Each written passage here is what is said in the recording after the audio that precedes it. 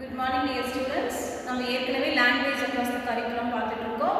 அதுல unit 2 வந்து நம்ம கம்ப்ளீட் பண்ணிட்டோம். இப்போ unit 1ல the modes of human activities involve language. அப்படினா மனித மொழி சம்பந்தப்பட்ட மனித நடவடிக்கைகள் முறைகள்னு சொல்லலாம். இப்போ வந்து நம்ம வந்து human தான் இல்லையா? நம்ம எப்படி எல்லாம் ஒரு விஷயத்தை பார்ப்போம். இப்போ ஒரு மெயினான கான்செப்ட் இருக்குன்னு வெச்சுக்கோங்க. இப்போ ஸ்டூடண்ட்டுக்கு ஒரு டாபிக்கை எக்ஸ்பிளைன் பண்ணணும். அதில் வந்து அந்த மாணவன்கிட்ட நம்ம எப்படியெல்லாம் எடுத்து சொல்கிறது அப்படின்றத பற்றி இப்போ பார்க்கலாம். அதில் ஃபஸ்ட்டு பார்த்தீங்கன்னா கேட்டல். இப்போ ஒரு ஆசிரியர் பாடம் நடத்தும் பொழுது அந்த மாணவன் வந்து எப்படி அப்சர்வ் பண்ணுறான், எதையும் புரிஞ்சுக்கிறான். இப்போ நான் மெயினான விஷயங்களை வந்து அவன் நோட் பண்ணி வைக்கிறானா, இல்லை அண்டர்ஸ்டாண்ட் பண்ணுறானா, இல்லை அவனுடைய திசை மாறி வேற எங்கேயாவது அவன் பார்த்துட்டு இருக்கானா. அப்போ கரெக்டான முறையில் ஒரு மாணவனுக்கு அந்த செய்தி போய் சேருதான்றதை நம்ம பார்க்கணும். செகண்ட் வந்து பார்த்தீங்கன்னா பேசுதல்.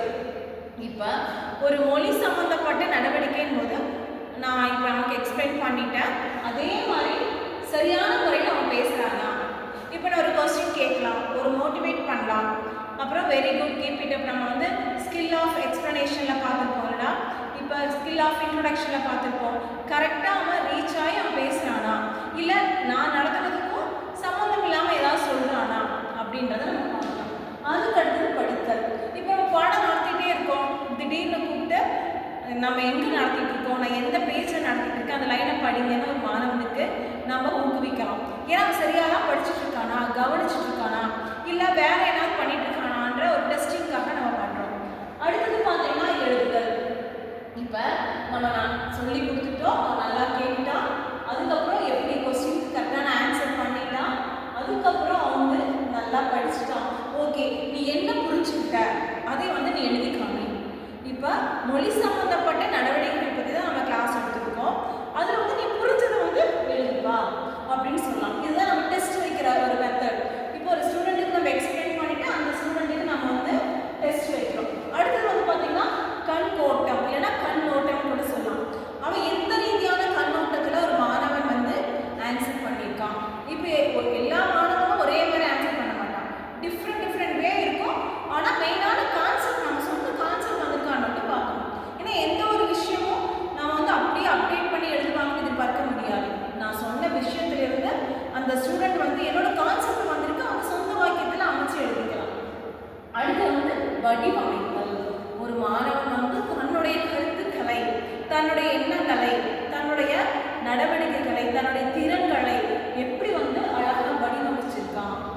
இப்போ வந்து நம்ம எக்ஸ்பெரிமெண்ட் பண்ண சொல்லலாம். ஏதாவது ஒரு டாபிக் கொடுத்து அந்த மாணவனுடைய திறமை எப்படி இருக்குது, அவன் என்ன சொல்ல நினைக்கிறான், என்ன சொல்ல வந்திருக்கான், அந்த லாங்குவேஜ், அந்த மொழிக்கு சம்மந்தமாக இருக்கா அவன் சொல்கிற விஷயங்கள் அப்படின்றத பார்க்கணும். அந்த வடிவமைக்கிறத வச்சு இப்போ ஏதாவது ஒரு பண்ணிட்டு வந்திருக்கான்னா அதை வச்சு நம்ம தெரிஞ்சுக்கலாம், ஓ இந்த டாப்பிக்கை பற்றி தான் நம்ம பேச போகிறோம் அப்படின்றது. அடுத்தது பார்த்தீங்கன்னா பார்த்தல். நம்ம எந்த கண்ணோட்டத்தில் பார்க்குறோம். இப்போ வந்து ஒரு ஸ்டடி கண்ணோட்டத்தில், அதாவது படிக்கிற கண்ணோட்டத்தில் பார்க்குறோமா, இல்லை ஒரு சினிமா போக்கு உலகத்தில் கண்ணோட்டத்தில் பார்க்குறோமா, இல்லை ஒரு நகைச்சுவையாக பார்க்குறோமா, எந்த ரீதியான செயல்முறையில் நம்மளுடைய கண்ணோட்டம் இருக்குது, நம்மளுடைய பார்க்கின்ற தன்மை எப்படி இருக்குது அப்படின்றத தான் இந்த பார்த்தல் நமக்கு எக்ஸ்பிளைன் பண்ணுது. நம்ம புரிஞ்சுக்கிறது எதுவுமே நம்ம படிக்கிறோம் அப்படின்னா இன்ட்ரெஸ்டாக படிக்கிறோமா, இன்ட்ரெஸ்ட் இல்லாமல் படிக்கிறோமா அப்படின்றத பார்க்குற விஷயத்திலே தெரிஞ்சுக்கலாம். அடுத்தது பார்த்தீங்கன்னா நகர்தல். இப்போ கேட்டாச்சு, அது தகுந்த மாதிரி பேசியாச்சு, அதுக்கப்புறம் படித்தாச்சு, அதையே கரெக்டான முறையில் எழுதி காமிச்சாச்சு, அதுக்கப்புறம் சரியான கண்ணோட்டத்தின் மூலம் நம்ம போயாச்சு, அப்புறம் ஒரு அழகான ஒரு வடிவமைப்பில் கொண்டு வந்தாச்சு, அடுத்தது சிறப்பான ஒரு செயலை பார்த்தாச்சு. அப்புறம் நகர்தல். நகர்தல் அப்படின்னா அடுத்த டாபிக்கு நம்ம நகர்ந்து போகிறது. இப்போ ஒரு விஷயத்தை நம்ம நல்லா புரிஞ்சுக்கிட்டோம், நல்லா எக்ஸ்பிளைன் பண்ண கற்றுக்கிட்டோம், நம்மளுக்கு நல்லா தெரிஞ்சிருச்சு அப்படின்னா ஓ நான் சொல்லி வந்து மாணவனுக்கு நல்ல முறையில் போய் சென்றடைஞ்சிருச்சு அப்படின்ற ஒரு மகிழ்ச்சியோட அடுத்த டாபிக்கு நம்ம நகர்ந்து செல்லுதல் அப்படின்றத எடுக்கலாம். அந்த மாணவனுடைய வளர்ச்சின்னு நம்ம சொல்லலாம். இதன் மூலமாக வந்து ஒரு மாணவனுடைய சிறப்பு தன்மையை நம்ம புரிஞ்சுக்க முடியும். இதுதான் மொழி சம்பந்தப்பட்ட மனித நடவடிக்கைகளின் பண்புன்னு சொல்லுவோம்.